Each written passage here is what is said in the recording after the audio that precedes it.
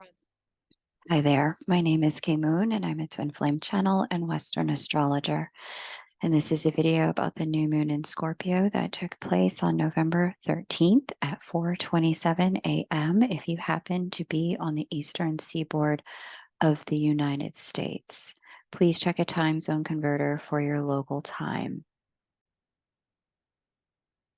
This one's going to be a very interesting recap. Normally, I like to get these out a week or so before the lunation, but the energy was unusual this particular lunation, not just for me, but I noticed for a lot of my clients as well. So, we're going to do a few quick announcements and then we're going to get into this new moon energy because I think a lot of it is still affecting a lot of people at this point. So I wanted to make sure I took the time to get this out. First announcement is this Star School is coming with some special pricing for private listers only. You guys will receive an email on Friday, November 17th, with your invitation to join and special pricing that's just for those of you on the private list. If you know you like to save, you know you like to get special discounts, jump on the private list the minute you get this. You hear my voice say this. The link to join the private list is just below this video. The opening for Star School will happen for the YouTube subscribers next week on Monday and will be offered at all three levels. So we'll have Star School 101, which teaches you how to read and interpret your own chart and interpret all of the aspects in your chart. The workbook also allows you to understand the aspects for another person. You can complete the workbook a second time if you're trying to understand your mother, your father, your sister, your brother, your son, your daughter, your lover. Completing that workbook from utilizing their chart will help you understand them better. We'll also have Star School 101, 201, and 301 available as a total package. I won't be offering separate, multiple different packages this year. It'll just be 101 only. And then 101, 201, and 301. 201 is where I teach you how to do synastry. And if you're interested in twin flame astrology, that's where I go in depth about that.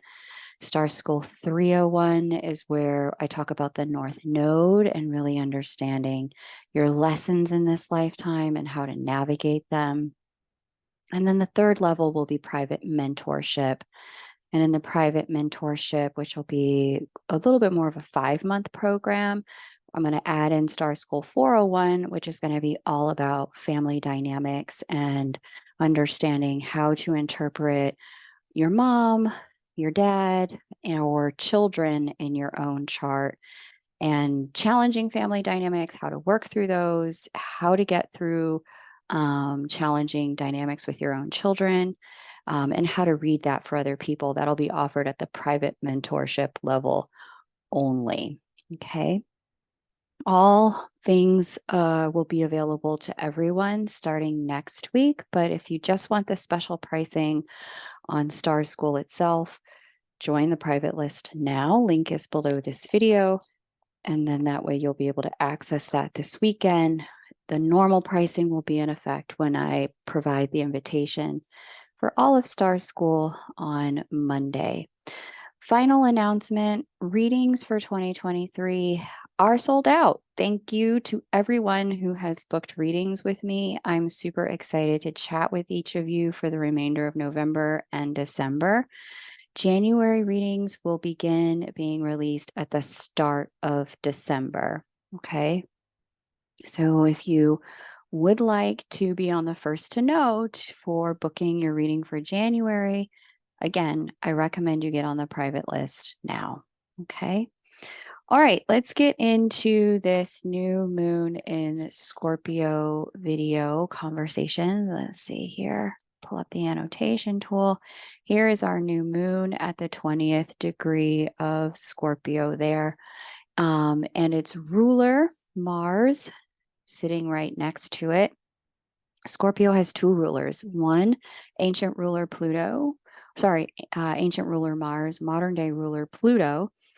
And the ancient ruler Mars is sitting conjunct this particular full moon or new moon. And this is why, if some of you, I think I had about 3 back-to-back sessions yesterday or the day prior where clients said to me, "Kay, I know what I need to do. I cannot find the motivation to do it. I don't know what's wrong with me. There's no motivation. There's no energy.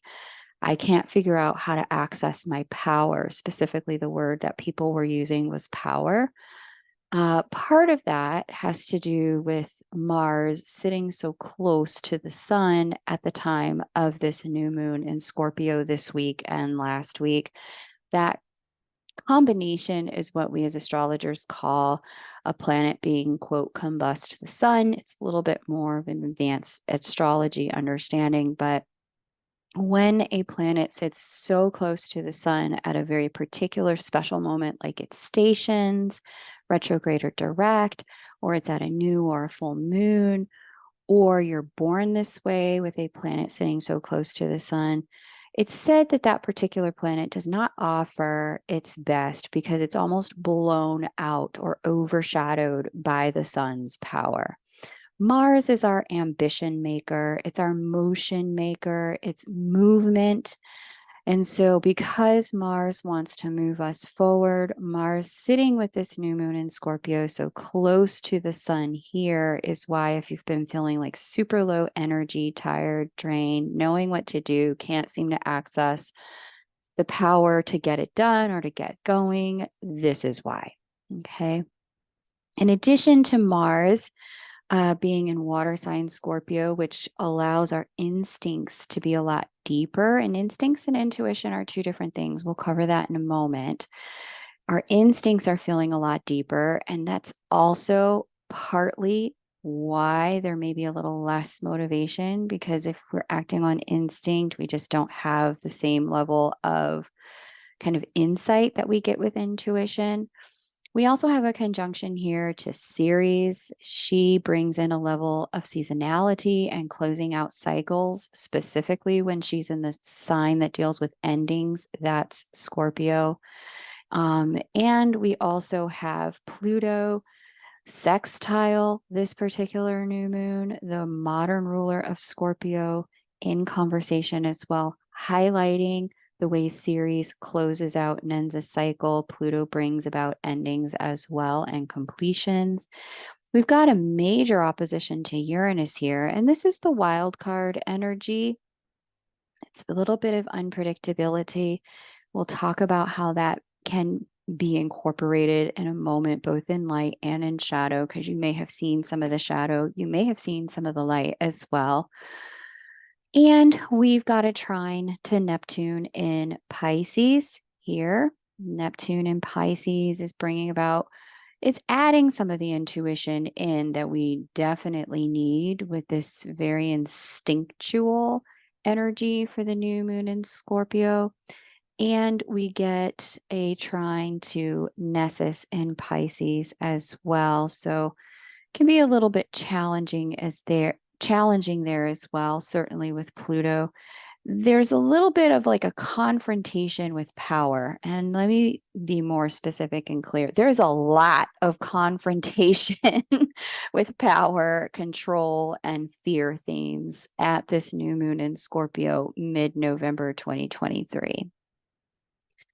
The Mars influence will provide a lot of motivation for movement or for action. But in water sign Scorpio, like I said, it's based on instinct. And instinct on its own is not a bad thing. But instinct includes everything our amygdala holds from our previous experiences in terms of things that we experienced as painful or things that might create fear. Instinct involves providing that information to keep us safe and alive. And so, because we're in the sign Scorpio that specifically deals with our fears, deals with power and control issues, and instinct is highlighted through this new moon, we may have the experience of having decisions, doing what we do in our actions and behaviors when we feel afraid. And for some people, they have the the 5 Fs. I think it's like fight, flight, fawn, and freeze. And I think some people conflate fawning and friendship. They say you can kind of befriend the thing you're afraid of or fawn over it. And fawn just simply means to try to make nice, placate the thing. This particular new moon in Scorpio would have brought that to the table. And so if you found yourself in a position where you're like, I know what to do, but I'm paralyzed, I can't do it, it's because there's like heightened instinct information coming through, heightened change going on with Uranus in the mix. And for a lot of people, it's just a lot. It's a lot of movement, a lot of energy all at the same time. This week during my sessions, I found myself referencing with clients MC Escher. I don't know if you all are familiar with that artist. I'm going to show you a drawing of his so you can really understand the like why I'm saying what I'm saying in this way and why it's like, yeah, Mars combust and yes, lots of movement, but I really want you to have a nice visual of how potent this moment is when it comes to change and when it comes to movement for us collectively. We've had a tremendous year of movement, growth, and endings. And so this artist, MC Escher, I think he's from the Netherlands, really depicts a bit of like what life is like for all of us at this time. And a big shout out to, I think this is from the MC Escher Company in Baarn, the Netherlands. Here, I think he was known as a surrealist. I don't know, don't quote me. I could study art history a little bit better, but you see how each of the little beings is moving on different stairways, but the second they arrive where they're supposed to be, it's like the dimension sort of changes. It's like they thought they were going down, but they're really going up. They think they're going, so like where gravity or the gravitational pull is keeps shifting. And so in this moment, collectively, we've had this tremendous year of change, a tremendous year of transformation, a tremendous year of closing. Not only are we all in motion because of Pluto's ending movement at the tail end of Capricorn, lots in the air for people when it comes to everything Capricorn, and its opposite sign Cancer represents work and home transitions, moving across the chessboard of life in those areas. But the thing I'm noticing is as we're moving across the chessboard and life is moving us across the chessboard itself is also moving. And this drawing from MC Escher really kind of helps us understand how potent and disorienting such a level of tremendous change and transition can be when we're moving and the chessboard itself is moving. And for some of you who are probably late fixed signs, so we're talking like May born Taurus people, February born Aquarius people, November born Scorpio people, and Leo people in July. If you have sun, moon, or rising in late degrees of any of those signs, you're not only is the game board changing and life is moving you across the game board at the same time, but in addition to that, because of the movement of Uranus and Saturn in respect to your sun, moon, or rising over the last year and a half, you personally are shape shifting while you're in motion across a game board that is also transitioning. And this is why it is so hard at a moment like this to feel like you know which way is up, be able to take action, even if you know what the action is. It can feel like the minute you've got a hold on something, everything is shifting. And this particular new moon in Scorpio certainly highlights that even more because of the way Uranus is influencing this new moon, bringing about lots of certainly inspiration, but also maybe some surprises, a bit of the unexpected. And when we've got fear in the mix, providing a little bit of information as well, again, we might go to fight, flight, freeze, fawn. We might do any of these things as we move through this, not really consciously, but in a reactionary kind of way. Okay. Mars and Uranus acting on Mars as part of this influence, Mars being again about forward movement, motivation, and ambition.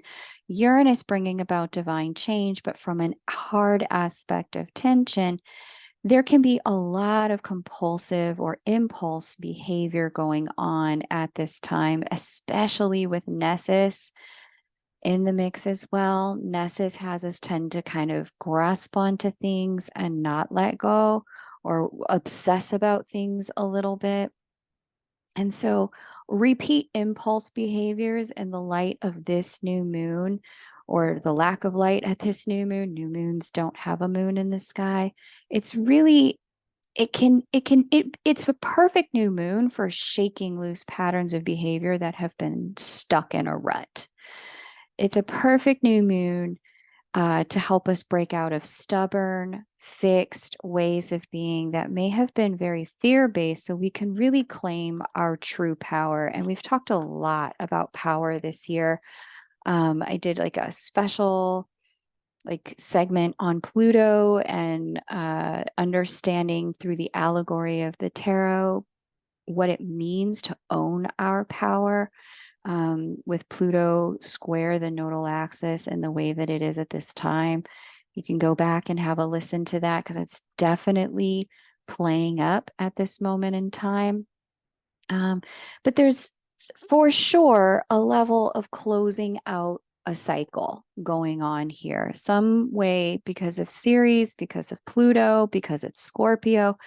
There's some level of wanting to complete ways that have ways of being, interactions, behaviors, thought processes that are causing us to play small, not being who we really are in the world.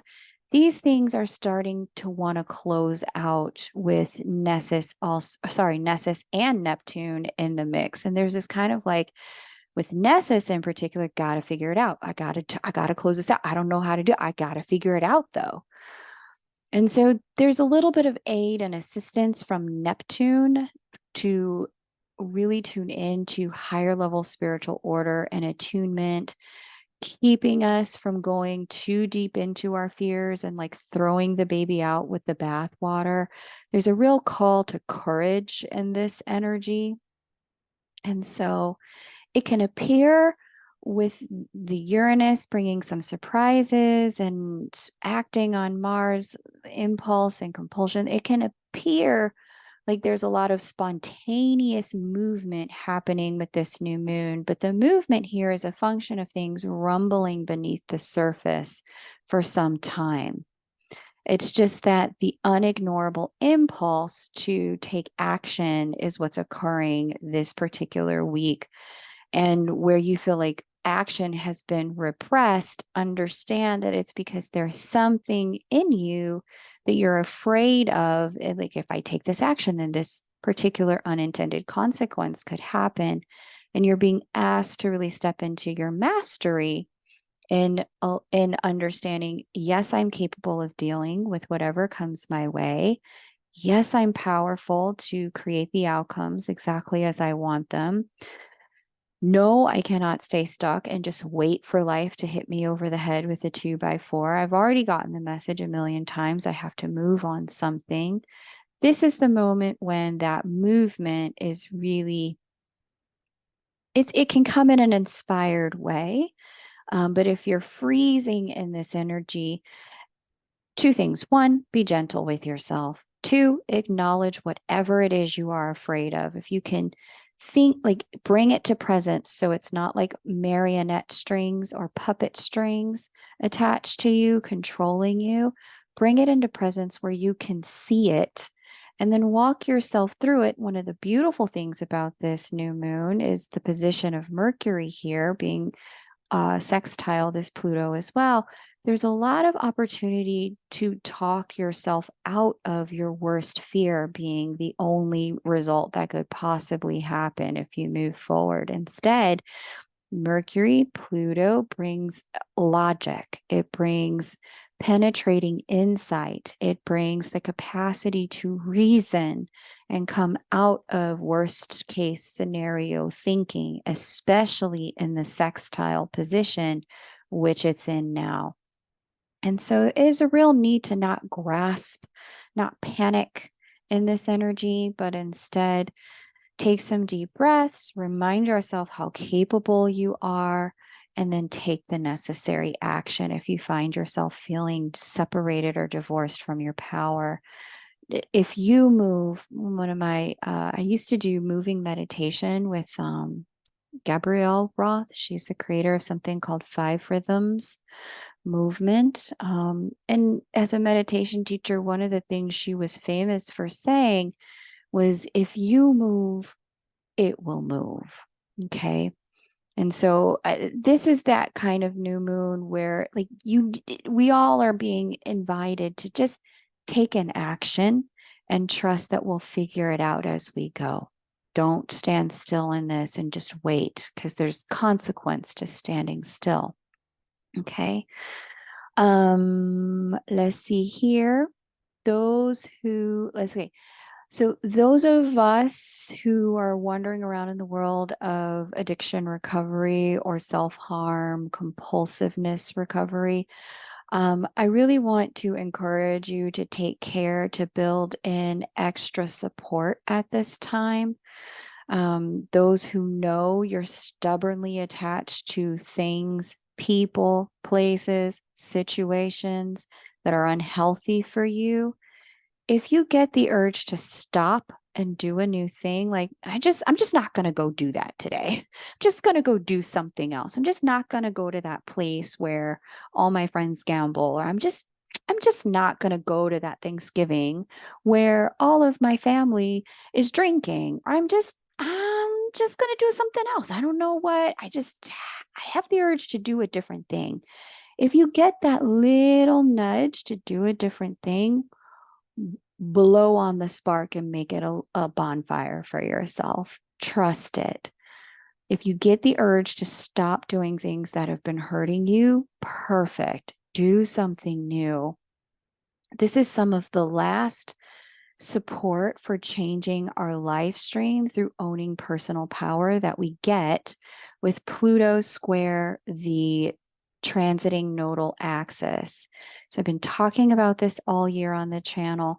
Pluto represents resurrection cycles. Resurrection cycles, everyone likes to focus when you see like the death card and the tarot, or when you see endings, or you talk about completions. Everyone likes to focus on, well, there's a new beginning here. But the reality is you got to go through the death part first, right? If you have a one-car garage and you're trying to put a Tesla in it, some of y'all need to sell some Honda Civics first. You need to sell some Nissans first. You got to get rid of what you got in order to get something new.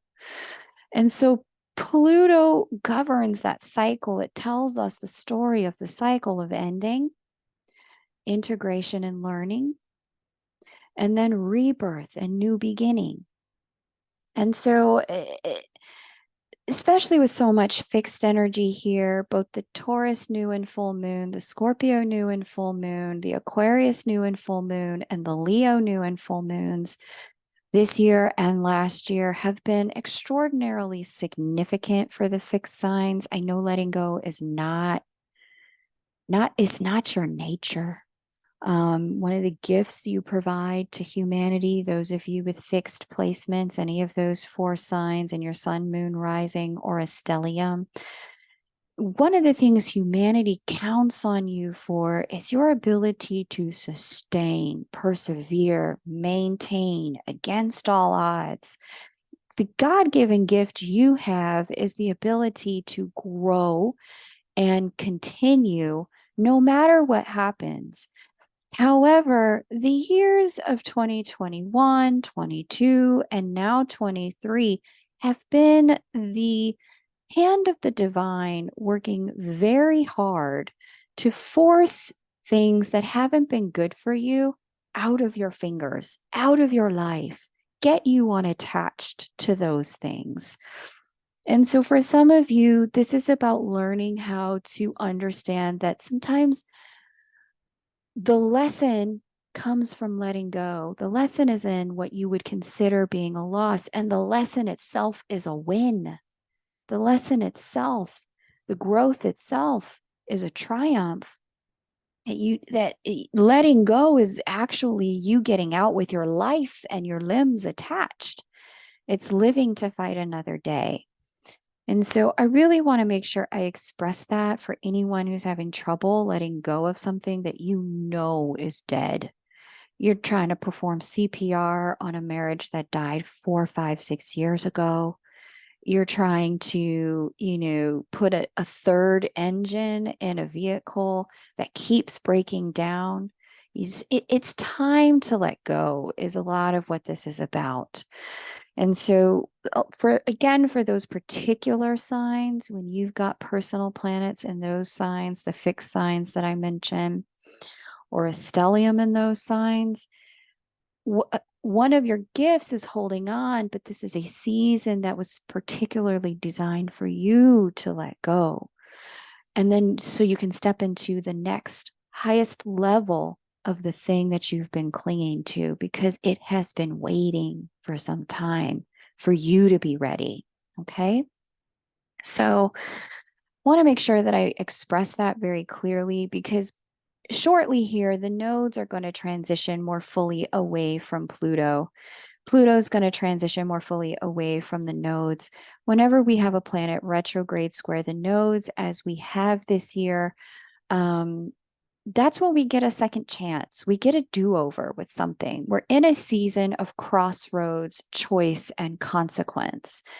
And the last 6 months of this year, I would say all of really 2022 in particular, have been that. They've been a year of choice and consequence, with doors opening and then other doors really closing. And you really want to be on the side of the new when these certain doors close. Otherwise, it's going to be really hard to access some of the new later. It'll be there. You're just going to have to work a lot harder than you have had to work this year to let go.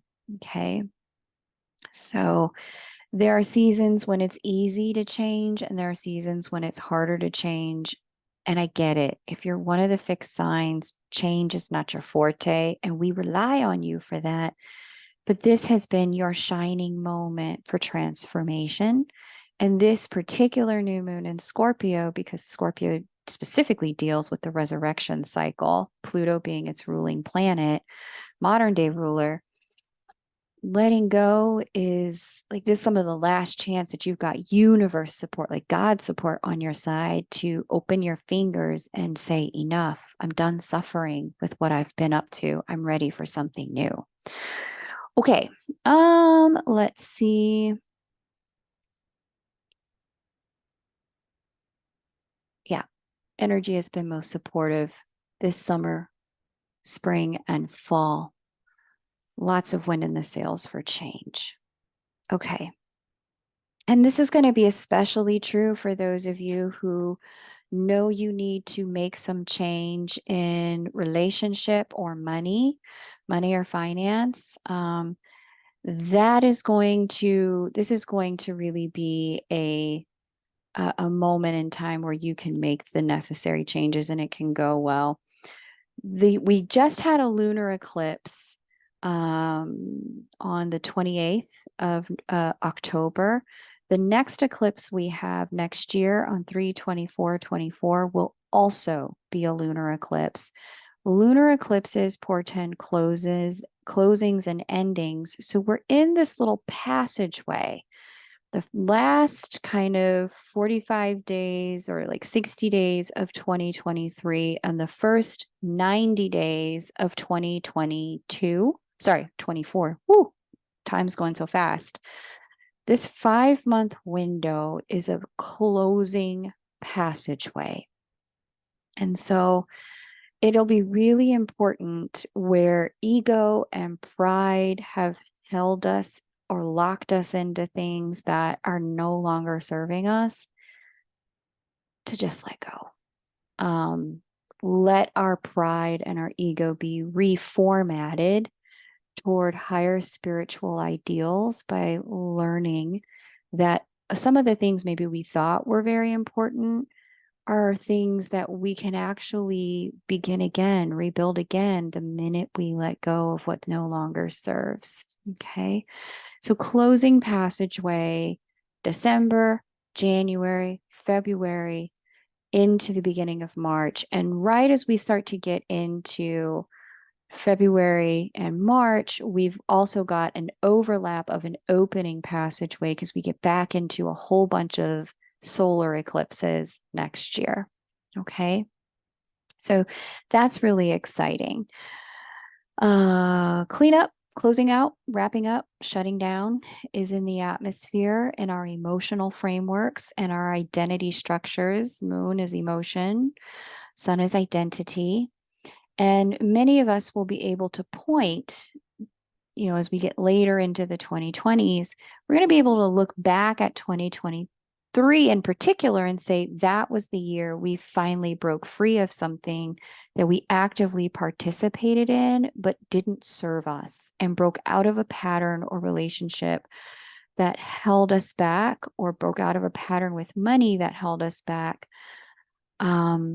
that just no longer served. We finally put an end to it in 2023, and it was the beginning of an ending that finalizes in 2024. So if you're hearing something so far that really resonates for you, definitely drop it in the comments. You can share like, yes, in 2023, I've been asked to close out my relationship to credit card debt, or my relationship to, marijuana, or my relationship to, a toxic, abusive marriage, or, this was the year I stopped, allowing someone to be dependent on me that wasn't really, standing up for themselves. If you want to drop whatever that was in the comments, I'm sure it'll inspire and encourage other people who are also really leaning into needing to let go and learning what it means to let go at this time. Okay. And I also invite you to jump on the private list. This ending energy is going to be pretty potent as we get into the beginning of 2024. At the beginning of December, so roughly 2 weeks from now, I'm going to open up sessions for the private list first. So if you want to get on my calendar and you want to book a reading, being on the private list is the best way to ensure, number one, you get the best price, because I offer them discounted pricing first or exclusively. And number two, that you get on my calendar before everyone else, because I tell them before everyone else. So link below the video to do that. Okay. And being on the private list is free, which I love to be able to do. And I offer sometimes, well, most of the time this year, I've gotten into a rhythm of sharing things that aren't quite fit for YouTube publication or the masses. If there's like special messages for either divine counterparts or the Lightworker Collective that just don't really work in this medium, for those of you who are more advanced spiritual students, I do share more advanced spiritual information with the private list. So you're welcome to jump on that to get that kind of intel. Okay, let's look at some other planets playing some supportive roles at this lunation. We have Jupiter here in Taurus at that 9th degree. Squaring Chariklo here in Aquarius. And Chariklo is like the energy of like divine intercession.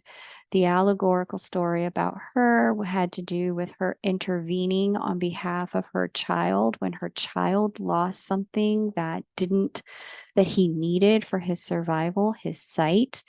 It was simply because she asked, and her station in relationship to gods or the divine, that she was able to get him back something better than what he lost. Jupiter brings expansion, growth, and opportunity to whatever he touches. And with these two in conversation, there's almost like kind of this celestial promise, if you will.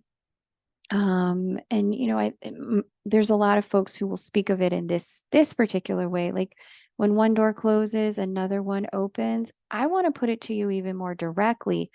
Because a door is closing, or a door is closing specifically because another one is already open. That's why this one is closing.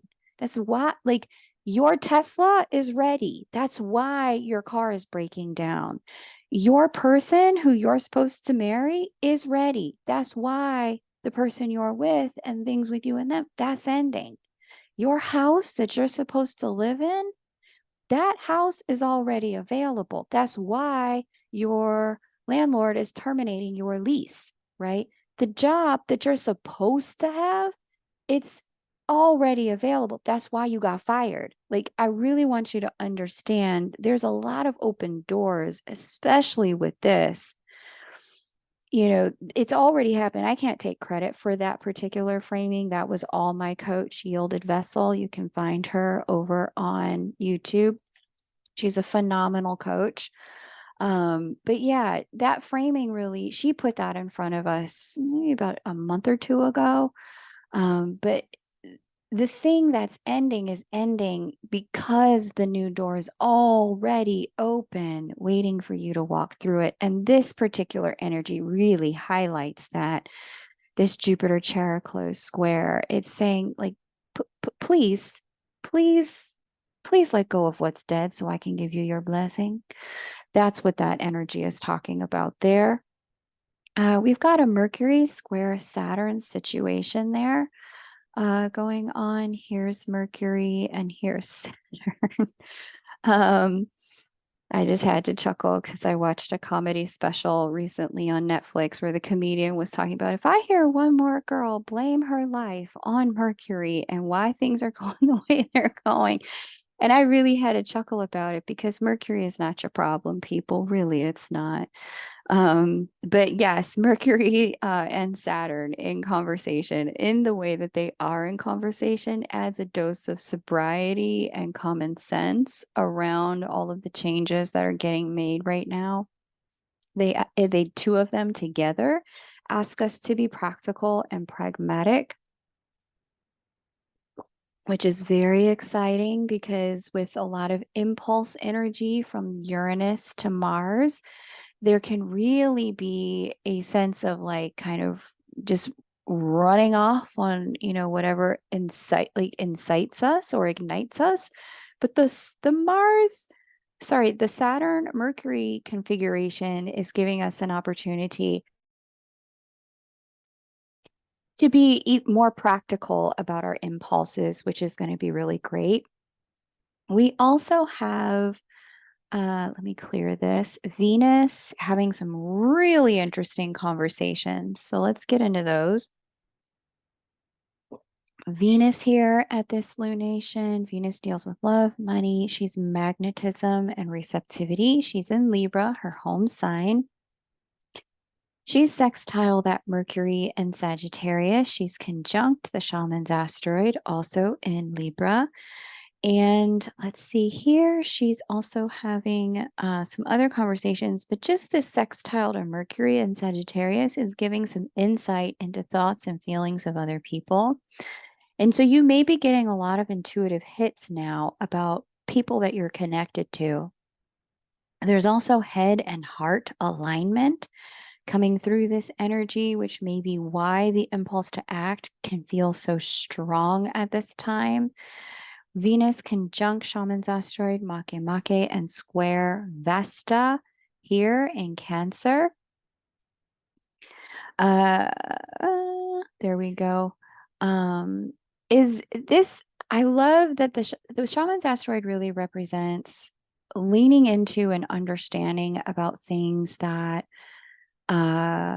we have learned through challenging lessons and the long journey that we have been on. Vesta is our commitment to sustaining what we've learned and never forgetting it. And so there's a vibe here of you can't unknow what you now know, that invites us to renegotiate contracts, reconstruct commitments, to include surfaced information about ourselves, our desires, our emotional truth as well. For some of you, this is going to be about time and money as you're renegotiating contracts at work or in business, or even in like marriage partnerships and relationships. You're looking at like renewing vows, getting back together. This configuration is guaranteeing that you don't repeat a cycle if you're having those conversations at this time, because of the way in which it's got such a sharp focus on, yeah, I know better, so I can do better now. I know things now that I didn't know before. So I'll never be in that position to be in a job that underpays me in this way again, because I now know to ask about certain things up front. So that's really heartening to see. We've got a Jupiter in Taurus sextiling that Vesta in Cancer as well. And that's supportive for win-win-win solutions as well. And so we saw some of that come forward with the end of the actors strike in the last, during this month, at the beginning of this month, with this new moon, opening up a new cycle of contract for our actors and performing artists through the performing artists organizations here in the United States. We may see some more of this type of negotiation, renegotiation of contracts surface in the next 30 days before we close out the year. Before I let y'all go, I do want to say that there's an unproductive and unconscious use of this energy that can happen because there's a real invitation to confront what scares us and just take the bull by the horns, to jump into it. And here it's this. The most unproductive and unconscious use of this energy would be to double down and recommit to what you already know isn't working. Lunations like this encourage us to be a little bit messy, to go with some of that gut instinct when it's in favor of changes that we've needed to make ages ago. To be comfortable with things not being perfectly smooth, but to really like, you know, jump into us, like let the little bit of chaos be something beautiful, because there's a lot of blessing in not needing to control everything at this moment in time. Okay. Juno conjunct Lilith in Virgo. Here's the two of them. Juno represents marriages, but also agreements, contracts, commitments. Lilith likes to have things her way. There can be a little bit of rejection focused energy in her, but the combination in Virgo, earth sign Virgo, can make things very grounded. Virgo likes to focus on combing through the details and parsing through and understanding different things. They're trine Pholus here in Capricorn and this Jupiter here in Taurus. Together, this combination is almost like a built-in guarantee that things won't be perfect, that they may need to be renegotiated down the line, but that simultaneously they are also going to be a lot better in the third dimension than they have been previously. And again, that's really thanks to some of Venus's energy here. Venus, Shaman's asteroid, Cheroklo here, Mercury here, Saturn here, talking to Venus. Some of these aspects are having us get to a point of harmony while also recognizing, okay, we need to build in some safeties so that we don't find ourselves in the same position again. So consider this one of those moments in time where we have things kind of, quote, under construction. So recall I was saying at the start of this reading about the MC Escher painting or drawing that we saw that, look, you're in motion. The board is also shifting. And in addition to that, some of us are also transforming and shape shifting at the same time. So there's a lot of movement here. The trick to this, to really work with this well, is to let go of things needing to be perfect and to really stand in allowing yourself to be present and to show up for whatever changes are unfolding, and allow things to be a little bit imperfect while you figure it out. Okay. Beautiful new moon in Scorpio, guys. If you want to get on the private list, link to do that is below this video. That way you'll be the first to know and get the special pricing on Star School. In addition to that, you will also be the first to know when readings for January open up again. All right, you take great care, and I'll see you in the next lunar update. Bye for now.